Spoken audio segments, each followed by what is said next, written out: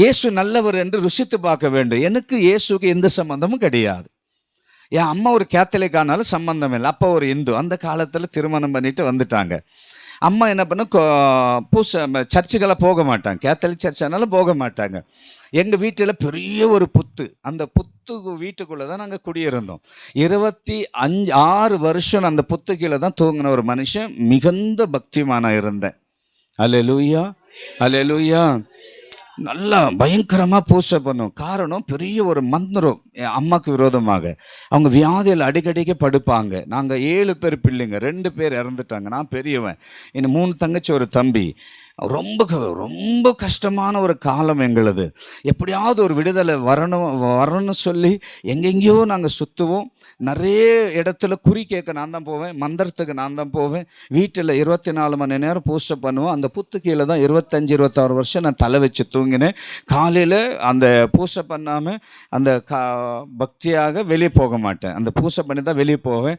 விடுதலைக்காக சபரிமலையோடு மாலை போட்டேன். பல வருஷமாக நான் மாலை போட்டு பூசை பண்ணேன். அல்லேலூயா, அல்லேலூயா. 25 பேரை நான் சபரிமலை கூட்டிட்டு போவேன். ஒரு பெரிய பரமபக்தன். என் நெஞ்சு மேல ஒரு பெண் தெய்வத்தோட பேர் இப்பயும் இருக்கு. அப்புறமா 13 வருஷம் காவடி தூக்கி வேல் குத்தி இருக்கேன். திருப்பதியில் போய் மொட்டை போட்டிருக்கேன். காலையில் ஒரு கோவில், திங்கக்கிழமை செவ்வாய்க்கிழமை ஒரு கோவில், வியாழக்கிழமை ஒரு கோவில், வெள்ளிக்கிழமை ஒரு கோவில், சனிக்கிழமை ஒரு கோவில். இப்படி ஒரு பக்தியாக ஒரு பூஜை, ஒரு விடுதலைக்காக. அல்லேலூயா, விடுதலைக்காக. ஆனால் எந்த இடத்துலையும் எங்களுக்கு என்ன வரல? விடுதலை இல்லை, சமாதானம் வரலை. எவ்வளோ மந்திரத்தை பண்ணாலும், எவ்வளோ பூசை பண்ணாலும் வெறியும் தரித்திரம், கஷ்டம், கண்ணீர். அப்படியே ஒரு குட்டி வீடாக இருக்கும். அப்படியே மழை பெஞ்சு எல்லாம் விழுவும். அப்படியே இதெல்லாம் கீழெல்லாம் தண்ணியாக இருக்கும். கீழே பாய் இருக்காது. ஒரு சாக்க பையை தான் கீழே போட்டு படுப்போம். மூட்டு பூச்சி ஒரு தொல்லை, கரண்ட் இல்லாத ஒரு வீடு. இது ரொம்ப ஒரு எப்படி சொல்றதுன்னு ஒரு நெருக்கடியான ஒரு சூழ்நிலை. அல்லேலூயா, அல்லேலூயா. இப்படியே இருக்கும்போது சமாதானத்தை தேடி எங்கெங்கேயோ போக ஆரம்பித்தோம். எங்கே போனாலும் சமாதானம் இல்லை, எங்கே போனாலும் விடுதலை இல்லை. அதுக்கு வீட்டில் அம்மா கிட்ட ஒரு வாட்டி நாங்கள் கேட்டோம், ஏன் நமக்கு இந்த ஒரு பெரிய ஒரு உபோதரம், பெரிய ஒரு நெருக்கடின்னு சொல்லும் பொழுது அம்மா இப்படி சொன்னாங்க, ஒரு இதுமாரி ஒரு மனிதர், இதுமாரி நம்ம சொந்தக்கார் ஒருத்தர் மந்திரம் பண்ணிட்டான்னு சொல்லி. அல்லேலூயா. மந்திரம் பண்ணிட்டான்னு சொன்ன உடனே இப்போ அந்த மந்திரத்துக்கு அப்படின்னா நாங்கள் போன ஒரு இடத்துல குறி கேட்க போன ஒரு தமிழ்நாடு பகுதியில் சொன்னோம், இவ்வளோ ஒரு பிரச்சனையாக இருக்குது, இப்போ எங்கள் விடுதலைக்கு என்ன செய்யணும்னு நாங்கள் குறி கேட்டோம்.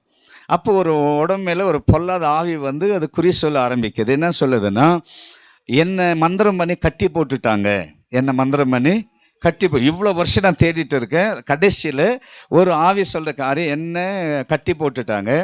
இங்கே அவங்கள நான் பழி தீர்க்கணும்னா நான் உங்கள் வீட்டுக்குள்ளே வரணும். என்ன செய்யணும் அப்படின்னா, ஊரில் ஒரு ஊர் பேர் சொல்ல விரும்பலை, அங்கேருந்து ஒரு ஆடு வெட்டணும். வெளியே வரும்போது ஆடு வெட்டணும். எல்லை தாண்டி, அதாவது தமிழ்நாடு தாண்டி கர்நாடகா உள்ள வரணும், ஒரு ஆடு வெட்டணும். அதே போல் திரும்பி போகும்போது அவ்வளோ ஆடு திருப்பி வெட்டணும். வீட்டுக்குள்ளே 2 ஆடு வெட்டணும். வெட்டி இவ்வளோ காசு கொடுக்கணும். அப்போது அவனை எனக்கு கை காலால் கட்டிட்டான் இல்லையா, அவனை நான் என்ன செய்வேன்? பழி வாங்குவேன். அப்போ எனக்குள்ளே வந்த ஒரே ஒரு சந்தேகம் என்ன தெரியுமா? இதோ கை காலை கட்டுறான்னா அந்த மந்திரவாதி தான் இவங்களோட பெரியவன். அல்லேலூயா, இவங்க தான் பெரியவன். சரி, வந்தது. ஆனாலும் பக்தி பூர்வமாக அதெல்லாம் நினைக்காம எங்ககிட்ட சாப்பிட்ற கூட இல்லை, வேண்டான்னு சொல்லிட்டோம். இயேசுகிட்டன்னா எங்கள் ஊருக்கு நேராக ஒரு கேத்தலிக் ஒரு ஏரியா இருக்குது. அந்த ஊருக்குள்ளே போனேன். என் நண்பர் ஒரு பால்ராஜன் இருப்பார். அவர் வருஷத்துக்கு ஒரு முறை என்ன அந்த இடத்துல சர்ச்சு கூட்டிகிட்டு போவோம். அவங்க கூட போன என்னன்னா, நல்லா பிரியாணி கொடுப்பாங்க, அப்புறமா குவார்டர் வாங்கி கொடுப்பாங்க. அதுக்காக அவங்க கூட போயிடுவேன். இயேசுவெல்லாம் தெய்வம் கிடையாது. நாங்களாம் வாதம் பண்ண இயேசு தெய்வம் கிடையாது. அவன் வெளிநாட்டு கடவுள். ஷேவிங் பண்ண காசு இல்லை, போட்டுக்க துணியில் ஆணி அடிச்சிருக்கேன், அதிலிருந்து விடுதலை பெறும் அவனுக்கு பலன் இல்லை. ஆனால் எங்கள் கடவுள் யார் தெரியுமா அப்படின்னு சொல்லி நான் பாராட்டின்னு என்ன சொல்கிறது, பில்டப் கொடுத்தும் சொல்லலாம். பெருமையாக பேசிட்டேன். அல்லேலூயா, அல்லேலூயா. பெருமையாக பேசிட்டேன். ஓகே. ஆனால்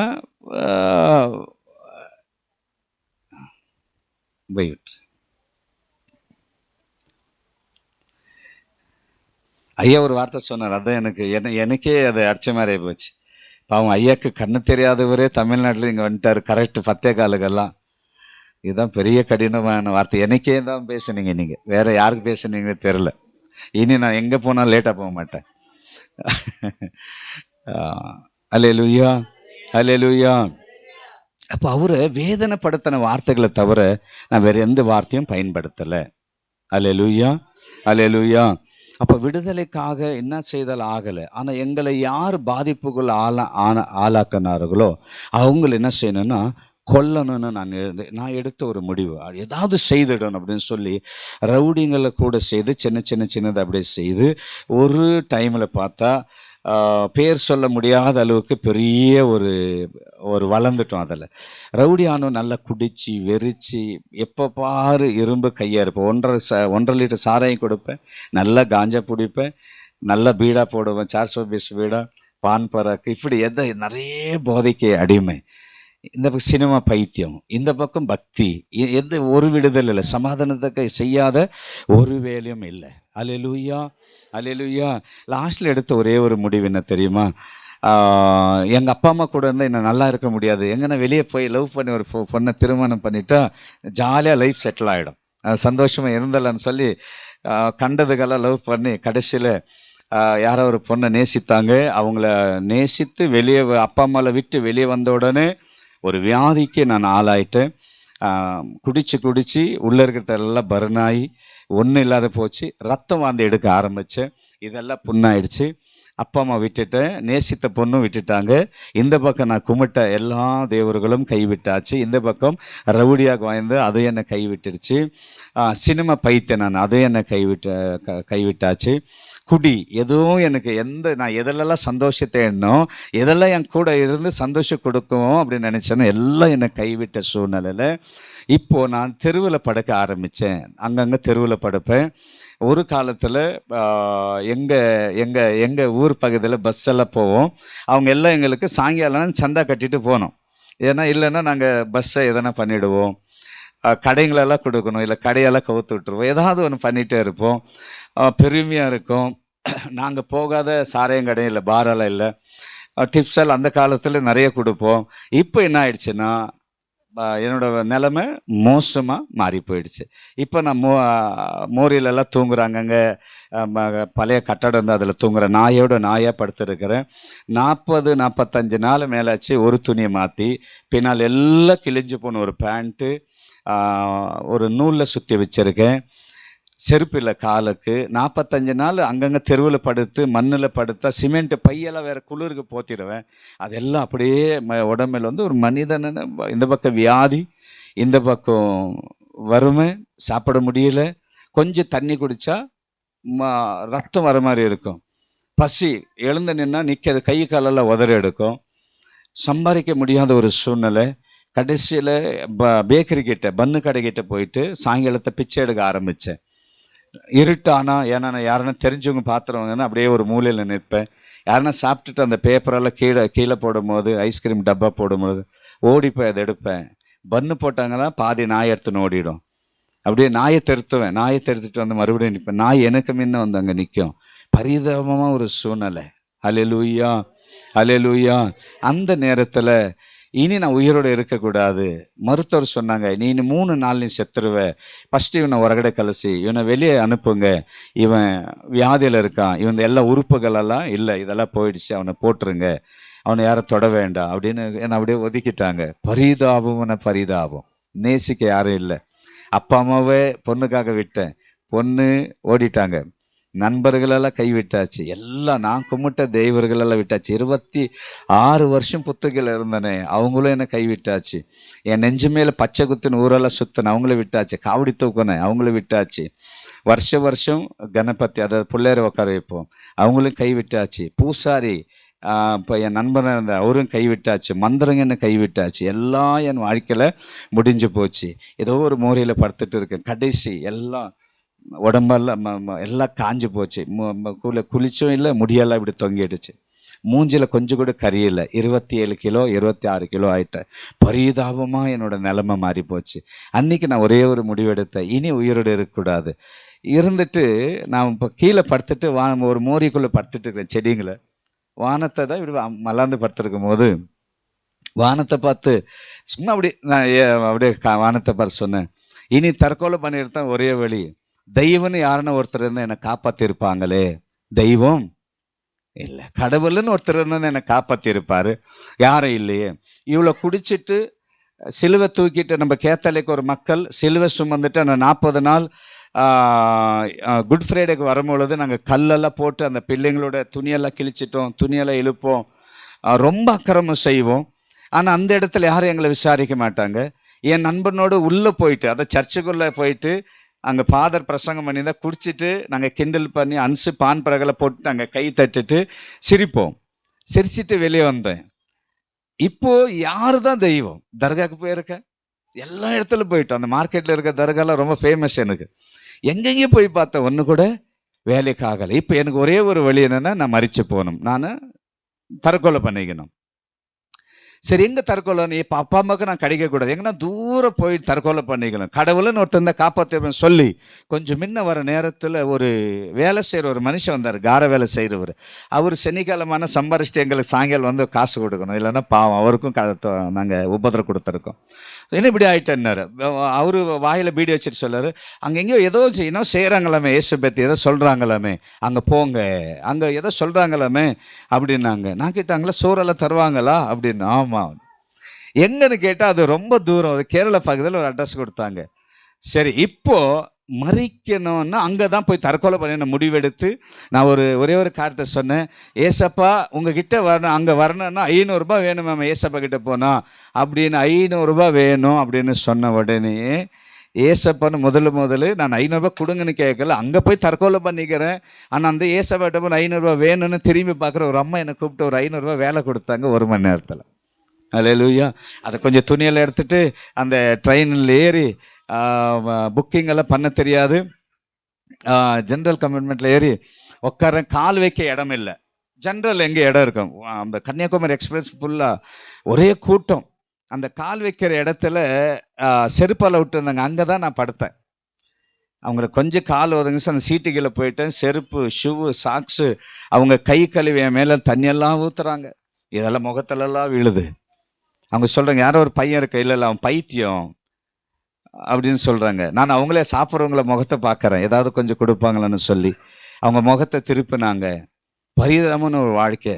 50 நாள் ஒரு ஷர்ட்டு மாற்றலாம் கேளுங்க, 3 பட்டன் இருக்கு என் ஷர்ட்டுக்குள்ளே, மேலே ஒன்று கீழே ஒன்று இருக்குது, தைச்சிருக்கேன் ஒரு பக்கம், அது தொப்புளால் தர்ற மாரி எல்லாம் சுருங்கி மேலே வந்துட்டு இருக்கு. அப்படி இழுத்து பின்னால் கட்டி வச்சதுனால மேலே வராமல் இருக்குது.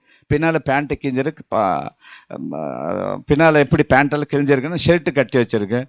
இப்போ அதில் தான் நான் அந்த உள்ளே போன உடனே சாப்பாடு கேட்குறேன். அல்லேலூயா, அல்லேலூயா, அல்லேலூயா. நான் அப்போ எல்லாம் இங்கே பாருங்கள் வரட்டும், வாங்க. நானும் சாப்பாடு கேட்டேன், அங்கே போன உடனே எங்கே சாப்பாடு கொடுக்குறாங்கன்னு கேட்டேன். அல்லேலூயா. அப்போ அங்கே இருக்கிறவங்க சொன்னாங்க, சாப்பாடெல்லாம் ஆயிடுச்சு தம்பி, சாயங்காலம் வாங்க, நைட்டுக்கு கொடுக்குறோம் அப்படின்னாங்க.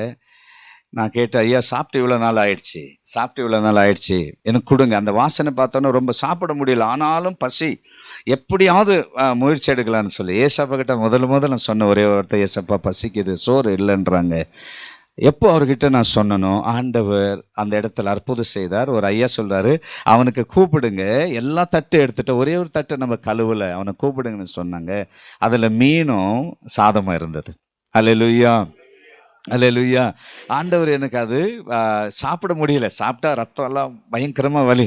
எப்படியோ சாப்பிட்டு இதுமாரி கூட்டத்தில் போகிற அந்த சேரில் போன என் பக்கத்தில் யாரும் உட்காரல, சேர் தூக்கி உட்காந்தாங்க. அந்த கடைசியில் ஒரு மூலையில் பரிதாபமாக இருந்த நான் பார்த்த சூழ்நிலை என்ன தெரியுமா, இவங்க எல்லாம் நல்லவங்க, இவங்க கடவுள் ரொம்ப பெரிய பணக்கார கடவுள், நல்ல கடவுள் போல தருது, அதுக்கு தான் நல்ல துணி போட்டிருக்காங்க. அல்லேலூயா, அல்லேலூயா. இதுமாரி ஒரு கடவுள் எனக்கு இல்லாமல் ஆயிட்டாரே. அல்லேலூயா. நான் ஒரு காரியத்தை சொல்கிறேன், இந்த 40 நாள் உபாசம் வேறு யாருன்னு எடுத்திருந்தா நான் சப்ஜெக்ட் கேட்டிருப்பேன். இவர் எடுத்து நான் கேட்க மாட்டேன். இவர் எடுக்கிறது ஆத்மா மீட்புக்காக, ஆத்மா ரட்சிப்புக்காக.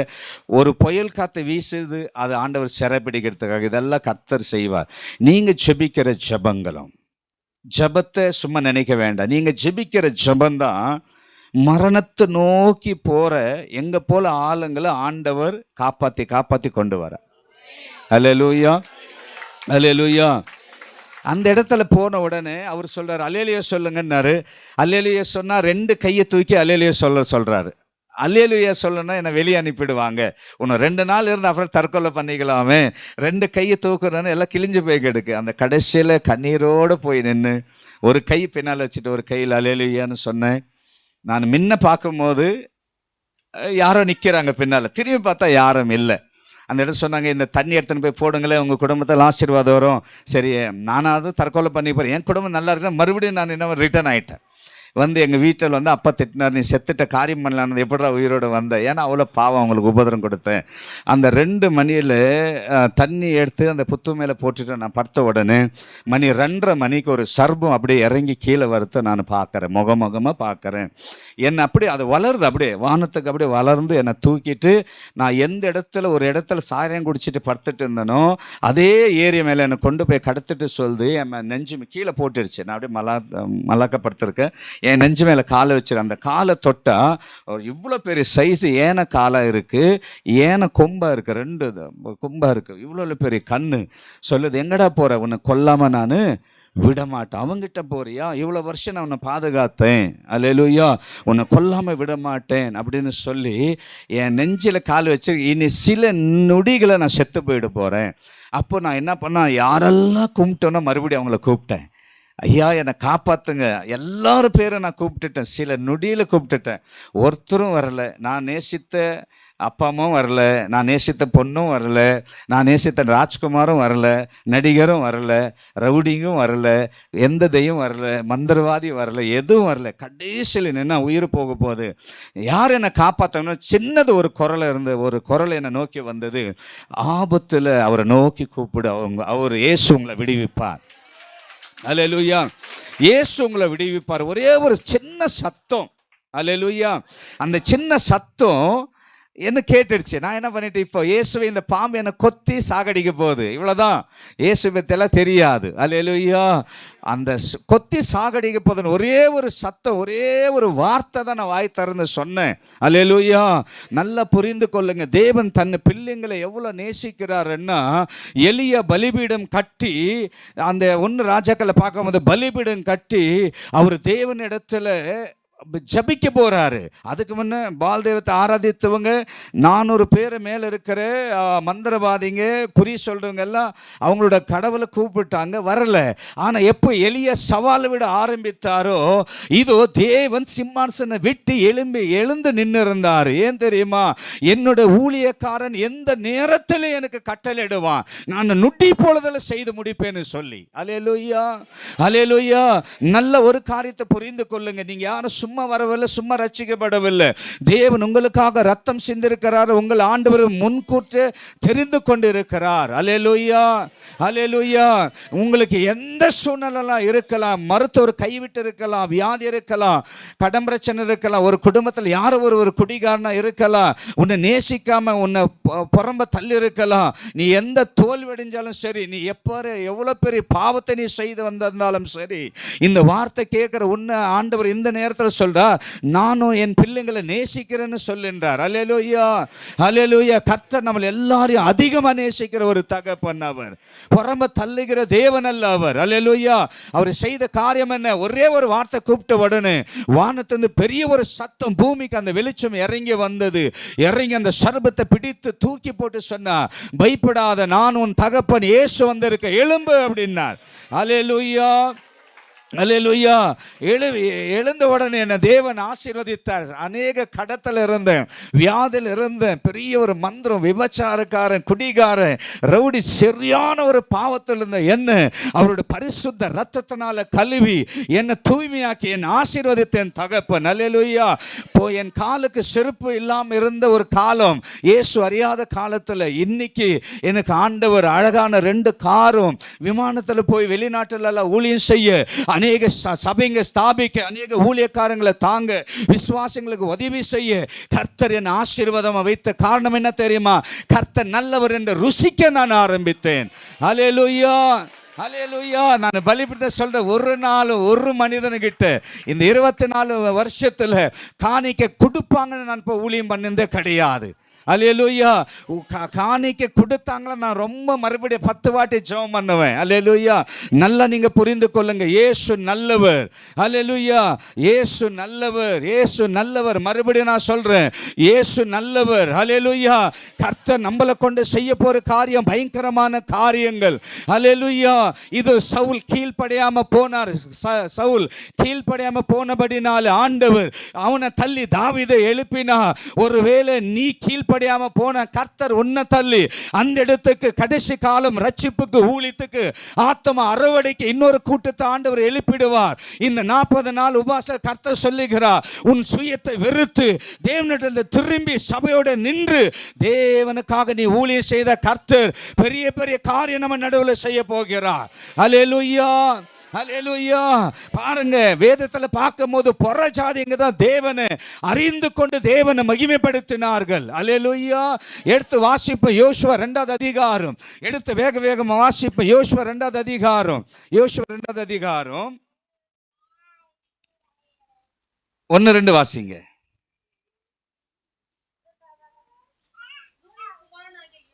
யோசுவா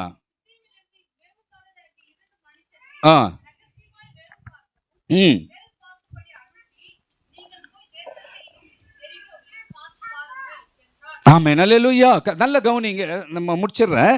அந்த இடத்துல யோசுவா 2 வேவுக்கார போய் அனுப்புறார். அந்த பட்டணத்துக்குள்ள போன உடனே அங்க ஒரு பாவப்பட்ட ஒரு பெண்மணி இருக்க ராகாப், அவங்க வீட்டுக்குள்ள போய் அங்க நிக்கிறாங்க, தங்குறாங்க. இவங்க வந்தது அந்த ராஜாக்கு தெரிஞ்சவன, வேவுக்கார் யாரோ வேவு பார்க்க நம்ம பட்டணத்துக்கு வந்திருக்கிறாங்களா, அவங்கள கண்டுபிடித்து என்ன பண்ண கொன்று போட்டுருங்க அப்படின்னு அனுப்புறாங்க. அல்லேலூயா. ஆனா இந்த இடத்துல அந்த சகோதரி அவங்களுக்கு பாதுகாவல் கொடுக்கறாங்க. அந்த இடத்துல வந்து கேட்கறாங்க ராகாபுல நோக்கி, இங்க 2 பேர் வேவுக்கார வந்தாங்களா? வந்தது உண்மை. ஆனா வந்த உடனே அவங்க போயிட்டாங்க. இப்ப நீங்க போன பட்டணத்துக்கு வெளியே நீங்க பிடிச்சிடலாம் அப்படின்னு சொன்ன உடனே அந்த இடத்துல விட்டு போறாங்க. அல்லேலூயா. இந்த இடத்துல அவங்க கேட்கறாங்க, ஏன் அவங்கள காட்டி கொடுக்கல? அவங்க கேட்ட உடனே அவங்க நம்ம சொல்ற காரியம் என்ன தெரியுமா? உன் தேவன் யாரா? உன் தேவன் யாரா? சர்வ வல்லவர் உன்னோட தேவன். அல்லேலூயா.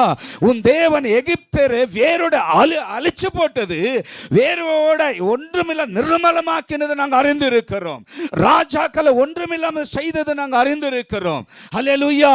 ஒரு ராகபலுக்குள்ள என்ன இருந்ததா? தேவன் மேல ஒரு கேட்ட வார்த்தையில் ஒரு பக்தி வைரகம் இருந்தது. இவர் பெரிய தேவன், இவர் சர்வ வல்லவர். இவர் எகிப்து என்பது ஒரு பெரிய பெரிய பலசாலி. உலகத்தில் அந்த காலத்தில் யாரும் தொட முடியாது. தேவன் அவங்களே ஒன்னில்லாத ஆக்கினார். இவ்வளவு பெரிய தேவன். நம்ம சொல்றாங்க, இந்த பட்டணத்தையும் தேவன் உங்களுக்கு ஒப்பு கொடுப்பார். இந்த பட்டணத்தை தேவன் உங்களுக்கு ஒப்பு கொடுப்பார். ஏன் தெரியுமா? கர்த்தர் உங்களுக்காக யுத்தம் செய்கிறார். அல்லேலூயா. கர்த்தர் நமக்காக யுத்தம் செய்கிற ஒரு தேவன். அல்லேலூயா. ராகம் சொல்றாங்க, உங்க தேவன் சர்வ வல்லவர் உள்ள தேவன். இன்னைக்கு நானும் நீயும் தேவனை ருசித்திருக்கிறோம். அவரை குறித்து எப்படி நம்ம பேசுறோம், எப்படி நம்ம ஆராதிக்கிறோம், எவ்வளவு நம்ம ஜெபம் பண்ணிக்கிறோம், எவ்வளவு நம்ம வாழ்க்கையில உலகத்தை வெறுத்து இருக்கிற நம்மள பரிசோதனை பண்ணி பார்க்க வேண்டும். ஹல்லேலூயா. ஹல்லேலூயா. நல்லா புரிந்து கொள்ளுங்க. எனக்கு பிரசங்கம் பண்ணணும்னு ரொம்ப ஆசை. அப்போ ஒன்றும் தெரியாது. எங்க சபையில் யாரும் இல்லாத போது 5 விசுவாசத்தை யாரும் இல்லை, எல்லாம் ஊருக்கு போயிட்டாங்க. பாஸ்டர் ஊருக்கு போயிட்டாரு. தம்பி நீ சர்ச்சை பார்த்துக்க, நாளைக்கு ஒரு ஊழியக்காரர் விட்டுரு. முதல்ல நான் அந்த வீடை சபையெல்லாம் சர்ச்சையெல்லாம் க்ளீன் பண்ணி ஆலயத்தை சுத்திப்படுத்தி ஒரு டேபிள் இருந்து இழுத்துட்டு வந்து பிரசங்கம் பண்ணணும்னு ஆசை. அல்லேலூயா.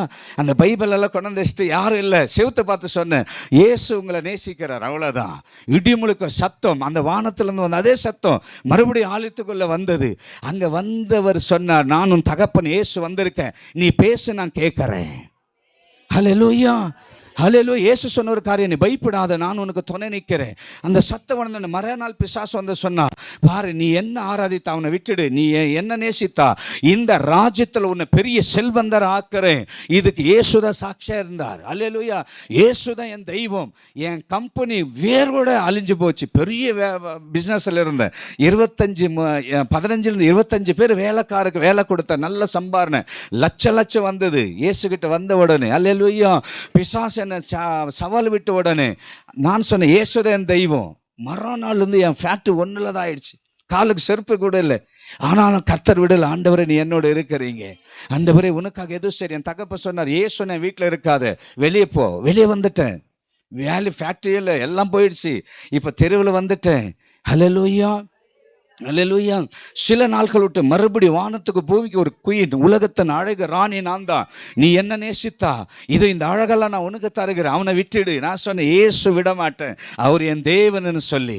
அல்லேலூயா. இப்படி பிசாசு உலகத்தில் இருக்க அநேக ஆசையை கொண்டாடுவான், பெருமை கொண்டாடுவான், புகழை கொண்டு வருவான், இதெல்லாம் உனக்கு தரன்னு சொல்லுவான். எந்த இடத்துல நம்ம விட்டு கொடுக்காத ஆண்டவரே. அல்லேலூயா.